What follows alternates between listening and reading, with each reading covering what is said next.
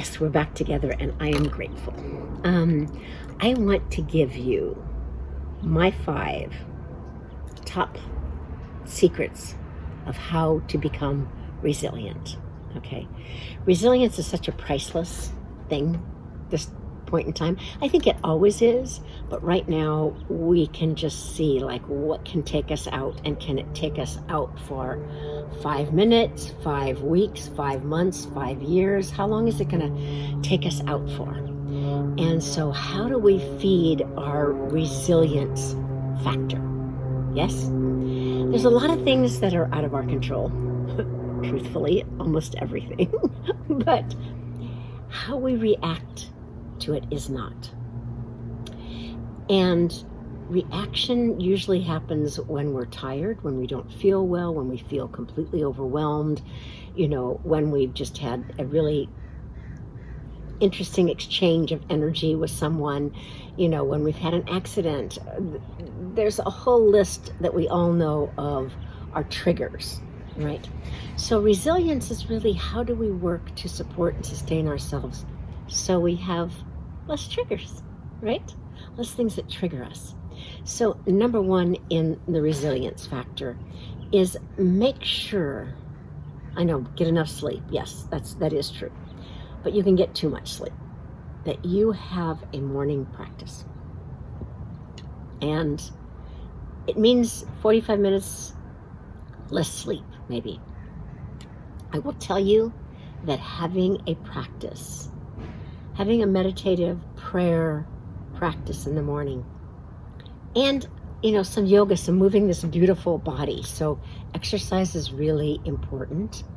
But in the morning, to reset yourself, so that whatever your dreams were, whatever you went to bed with, whatever you took on, whatever, how, doesn't matter. Get up. This morning I read this article about this woman who goes ocean swimming every morning up in Puget Sound. Now, those of you who are familiar with that area know that it's gray, it's overcast, it's cold in the winter. And she does it, and she said she stands there in her swimming suit with her stocking cap on, because she doesn't put her head in. It's just like she never wants to go in. And then once she's in and doing it, she's so glad that she does it, because she comes back with so much more energy and so much more aliveness in her day, much more creativity and clarity. So cold shower is a really good thing to do in the morning, and it doesn't matter where you are. There's a lot of countries in the world that don't even have warm water. Cold water is amazing. There is a whole technique of how to do it, but basically oil yourself with a good oil, not a motor oil, like, good olive oil, a good, avocado oil, some yummy oil. You can put essential oils in it, jojoba. I love Hauschka. They have some fantastic oils. Oil yourself, really good. And then get in the shower. And while you're in the shower, these parts first, right? Your extremities first. Don't start out here. And then just, back of the neck, get places that you don't necessarily think about. Run the cold water on it. You will come out with so much more energy, I promise you. It will be fantastic. Okay, that can be part of your morning, routine. The second thing is connect with nature, all right? Even if you feel like, I live in a city and there's no nature, there's always a tree, a bush, a squirrel, whatever it is. There's more life than you know. I mean, we have coyotes that come down far into the city at night, just looking for a small cat or a dog, some small little thing that they can have to nosh on. We have possums and we have raccoons, and there's a whole life that we don't tune into because we sometimes stay so inside, so in our building, in our safety zone. Get out, breathe it in, smell something. I don't know if you can see it, but right here I have a huge oregano tree, and sometimes just rubbing that and smelling that. I've got rosemary and sage and all sorts of things in the yard. Basil. My husband's out there right now smelling our African blue basil bushes that the bees love. We have them literally for the bees. Tarragon.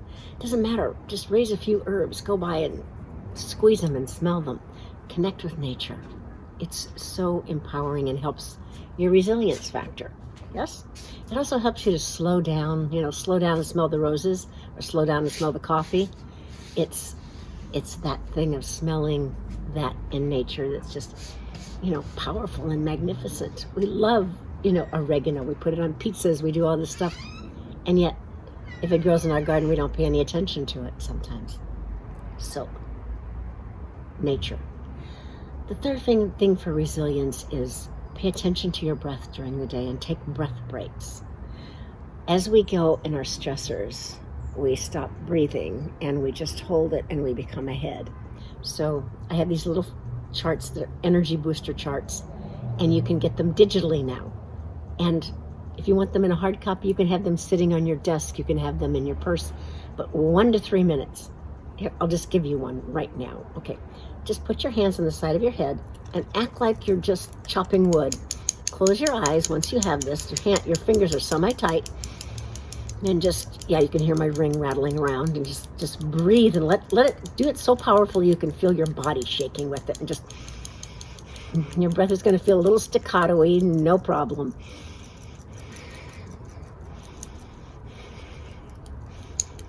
This is to help your arc line, just to recharge your arc line, because sometimes if we hear something, you have your AirPods in, and you have your phone, right? Take it right in.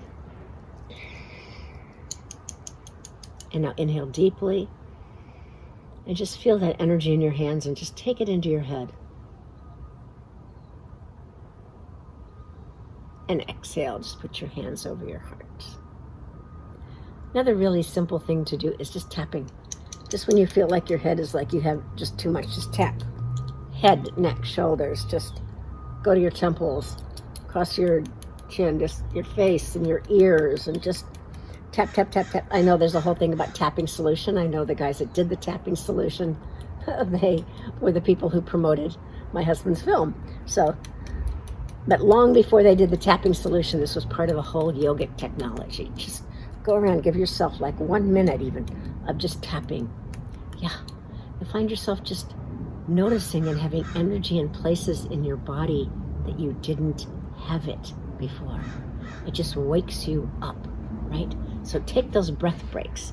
Take those energetic breaks. It's really important for your resilience. You will be so much more resilient. Sometimes I don't have the time to stop. I can't do this. But I promise you, you can take that time. You can do it while you're going to the bathroom. You can do it on your way to the bathroom. There's so many ways to incorporate these things to serve you. Yes? So that's point 3. Point 4 is pay attention to what you're eating, because there's things that are going to take energy away from you. That caffeine and that sugar, they're bad lovers. They just take you up and then they drop you on your backside. Yeah? So really pay attention to what you're taking in. Do you have candy all over in your office if you're in your office? Or in your home, do you have it stashed, in your drawers and I saw so many things during this time of people saying, yes, I'm in my closet eating my child's candy. And there's a longing for that sweetness. I get it. But sugar destroys your nervous system. Yes, we know about your teeth. It's terrible for your complexion. It just takes the minerals right out of your body, right? So, it's not that you can't have sweet things. It's just processed sugar. Okay. There's so many. Have a piece of fruit. You want something sweet, just don't go for that really deep dive into, me need candy, and then I have to have coffee because the candy, made me sleepy. And it's a vicious cycle. So if you have treats around that really are treats, that you have protein bars that are actually like sweet, but they don't take you out. My favorites used to be Sunwire, but they're not making them anymore. Crying. But Dang bars. It's like, dang, that's good, right? Dang bars, and Think has like 20 grams of protein, 5 grams of sugar. It's like really good. And you don't need a whole bar. I mean, just eat a couple of bites. Gives you that sweetness, and you get the protein, which is really important because it's a sustaining. You want resilience? Sustained. Yes. Supported. You want to be a sustainable unit. That's what resilience is, that we become sustainable. We talk about all the other things in our life being sustainable. Oh yes, I drive an electric car, I compost, I recycle, but do you do those things for you? Do you know how to recycle your energy? Do you know how to, compost your thoughts and take them and put them down, write them down, burn that? The things that aren't serving you, do you know how to release them? Do you know how to rejuvenate yourself? That's really important. So I know that I've given you more than 5, but I want to say the 5th one I really want you to look at and go, what would make you more resilient? What one thing could you do in your life that would make you more resilient right now, that you've been putting off, that you've been saying, oh, I know that if I just did this, it would be so much better. If I was kinder to my spouse, if I was, more observant of things that my children did, and I, really told them that I saw them. If I, noticed a coworker and I really gave them kudos. If I ate better, what is that one thing? And then please post that down below. What's that one thing? And make a commitment to starting there. Yes? So that you have an expanded resilience. And know that my Unbreakable program this month, you get half price, and for that half price, you get to bring a friend into the program and do it together so that we can have more true, deep resilience and a really great toolkit. Blessings. Love you.